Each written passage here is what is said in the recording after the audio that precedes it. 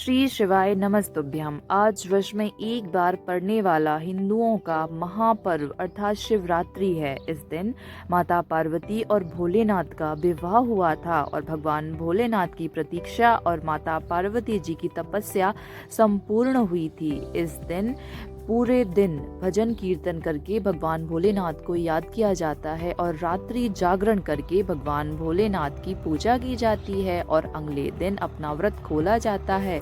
इस दिन भगवान भोलेनाथ को मनाना बेहद ही आसान हो जाता है। इसी दिन भगवान भोलेनाथ ने माता पार्वती जी की परीक्षा ली थी। चलिए जानते हैं क्या किया भोलेनाथ ने।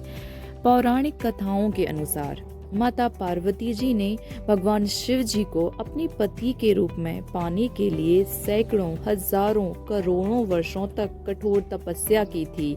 उनकी तपस्या को देखकर भगवान भोलेनाथ देवी पार्वती की मनोकामना करने के लिए तैयार हो गए थे।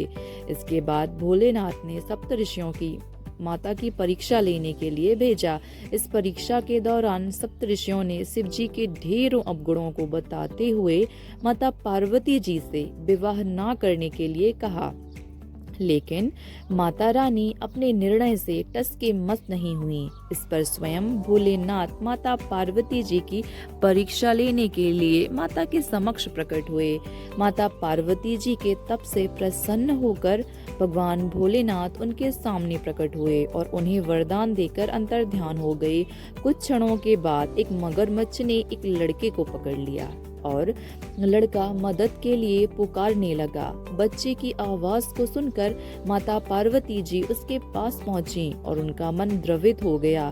इसी बीच लड़के ने माता पार्वती जी को देखकर कहा कि ना तो मेरी माँ है, ना तो मेरे पिता है, ना कोई मित्र है। आप माता हो, आप मेरी रक्षा करो। इस पर पार्वती जी ने मगरमच्छ से कहा कि ग्रह इस लड़के को छोड़ दो। इस पर मगरमच्छ ने कहा कि दिन के छठे पहर जो कुछ भी मुझे मिलता है उसे आहार बनाना मेरा नियम है। पार्वती जी के विनती करने पर मगरमच्छ ने लड़के को छोड़ने के बदले में पार्वती जी के तप से प्राप्त वरदान को पुण्य फल मांग लिया।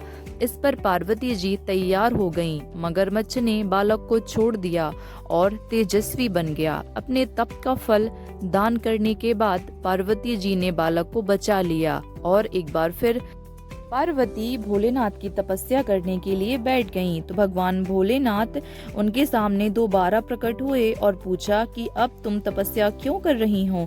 मैंने तुम्हें पहले ही मनचाहा वरदान दे दिया है। इस पर माता पार्वती जी ने अपने तप का फल उस बालक को देने की बात कही। इस पर शिव जी प्रसन्न हुए और माता, मगरमच्छ और लड़के दोनों के स्वरूप में मैं ही था ये सारी कथा सुनाई और कहा, मैं तुम्हारी परीक्षा ले रहा था कि तुम्हारा चित्त प्राणी मात्र में अपने सुख दुख का अनुभव करता है या नहीं करता है। तुम्हारी परीक्षा लेने के लिए ही मैंने ये सारी लीला रचाई थी। अनेक रूपों में देखने वाला मैं ही एक सत्य हूँ, अनेक शरीरों में नजर आने वाला मैं निर्विकार हूँ। इस तरह पार्वती जी शिव जी की परीक्षा में उत्तीर्ण हुई और भगवान भोलेनाथ की अर्धांगिनी हुई। बोलिए भोले शंकर महादेव की जय। जैसे भोलेनाथ माता के समक्ष प्रकट हुए वैसे भगवान अपने सभी भक्तों की मनोकामनाएं अवश्य पूर्ण करते हैं। बस देरी होती है तो सच्चे मन से भगवान से वरदान मांगने की।